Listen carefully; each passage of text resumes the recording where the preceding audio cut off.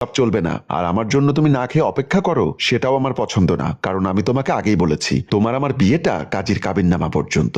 আমার বাবা মা গত হওয়ার সাথে সাথে তোমাকে তালাক দিয়ে আমি ইভাকে বিয়ে করব, আর তোমার সাথে এক টেবিলে বসে ভাত খাওয়া আমার পক্ষে সম্ভব না। বলেই যখন আমি চলে যেতে চাইলাম তখন ও আমার হাতটা ধরে বলল, আপনি টেবিলে বসে খান, আমি নিচে বসছি। বলেই সে আমার সামনে থেকে ভাতের প্লেটটা তাড়াতাড়ি নিয়ে রান্নাঘরে গিয়ে বসে খেতে লাগলো। ভাত খাওয়ার পর আমার ধূমপান করার অভ্যাস আছে, তাই বেলকনিতে দাঁড়িয়ে একটি সিগারেট ধরালাম আর মনে মনে ইভার কথা ভাবতে লাগলাম। আমার কেন জানি মনে হয় ইভা ছাড়া আমার পৃথিবীটা শূন্য মরুভূমির মতো। আমি ইভাকে ছাড়া একটা মুহূর্তও কল্পনা করতে পারি না। শুধুমাত্র বাবার জীবন রক্ষার্থে আমার নিজের জীবনটা নিয়ে ছিনিমিনি খেলতে হচ্ছে। কথাগুলো ভাবছি আর ধূমপান করছি। এরকম করতে করতে কখন যে আরো ঘন্টা দুয়েক পার হয়ে গেল সেটা আমি নিজেও টের পেলাম না। চোখের পারে ঘুম চলে এসেছে, তাই ঘুমানোর জন্য নিজের রুমের দিকে চলে গেলাম। রুমে ঢুকতেই দেখলাম জোনাকি ফ্লোরে একটা হাফ প্যান্ট আর একটা গেঞ্জি পরে এলোমেলো হয়ে শুয়ে আছে। দেখতে আকর্ষণীয় লাগছে, বিশেষ করে দুধে আলতা গায়ের রং। এটা যে কোনো পুরুষকেই মোহিত করবে। হ্যালো ভিউয়ার্স, আপনার কি মনে হয় জোনাকির স্বামী এই অবস্থা দেখে জোনাকির প্রতি আকৃষ্ট হবে? দ্বিতীয় পর্বে কি হতে পারে সেটা কমেন্ট করে জানান।